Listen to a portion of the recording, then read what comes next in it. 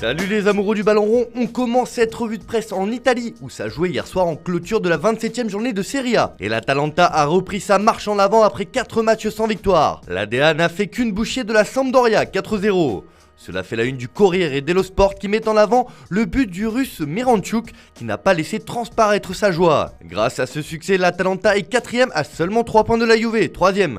Mais ce qui fait aussi la une de l'autre côté des Alpes, c'est le choc en demi-finale de la Coupe d'Italie entre l'AC Milan et l'Inter ce soir. Pour la Gazzetta dello Sport, c'est le derby des gros. Pioli et Inzaghi sont à la recherche des sourires perdus en ce mardi de carnaval. Le duel total commence et c'est toute la botte qui en salive d'avance. On file en France où ce matin, ce qui fait les gros titres à travers l'Europe, c'est l'expulsion de la Russie de la prochaine Coupe du Monde au Qatar.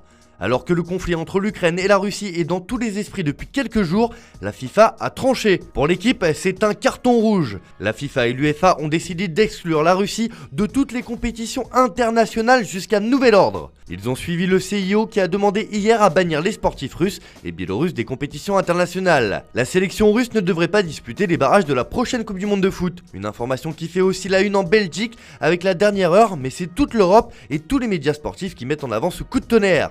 C'est le cas notamment en Angleterre où The Times estime que la FIFA fait volte-face. Pour The Guardian, la FIFA tourne le dos à la Russie. Pour le Daily Express, les sportifs russes sont des parias.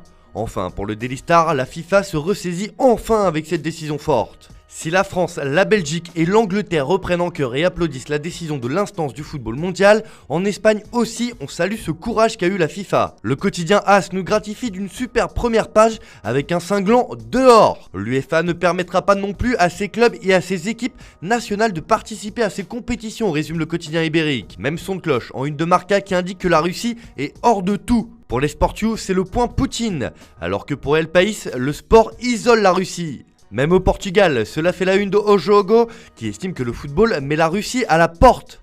Bref, pour quasi tous les médias européens, la décision de la FIFA fait l'unanimité. Bien que les sportifs russes ne soient pas responsables de ce conflit, l'instance dirigeante devait prendre une décision forte, c'est chose faite.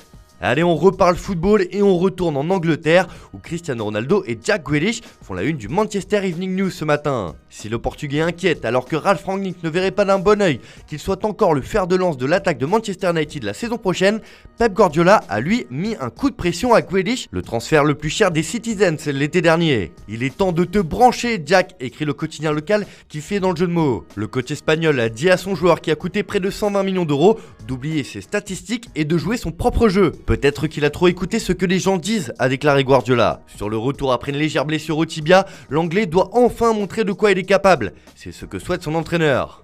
En Espagne, il n'y a pas que l'expulsion de la Russie qui fait les gros titres, il y a, comme souvent en Catalogne, Ousmane Dembélé. Ce matin, le journal Sport annonce que l'international français, de retour à un très bon niveau ces dernières semaines, est ouvert à une prolongation. En fin de contrat à l'issue de la saison, le Barça espère encore le prolonger. Et c'est le président Joan Laporta qui a ouvert la porte à la continuité du français. Nous voulons qu'il reste. Le joueur, qui n'a signé personne, espère que Xavi sera la clé pour débloquer son avenir. C'est ce que reprend aussi Mundo Deportivo sur sa première page, avec la déclaration du président Blaugrana. Tout pourrait donc s'arranger pour Dembélé au Barça. Allez, on termine ce tour de la presse en France avec une information du journal Le Parisien dans ses pages intérieures. Le quotidien francilien rapporte que Lionel Messi ne digère pas les critiques des médias français à son encontre. De plus en plus décisif avec le PSG, le meneur argentin n'apprécie pas les commentaires de la presse française sur ses performances. Ses proches multiplient les prises de parole pour le défendre. Le quotidien affirme que le numéro 30 parisien a fait part de sa stupeur au cadre du club en découvrant ses reproches. Messi n'a pas du tout apprécié et penserait même que les médias chercheraient à viser à travers lui la direction francilienne. À lui de faire taire les critiques dans les prochaines semaines. Voilà, c'est tout pour aujourd'hui, bonne journée à tous, merci de votre fidélité, on se retrouve en fin d'après-midi pour le JT Foot Mercato.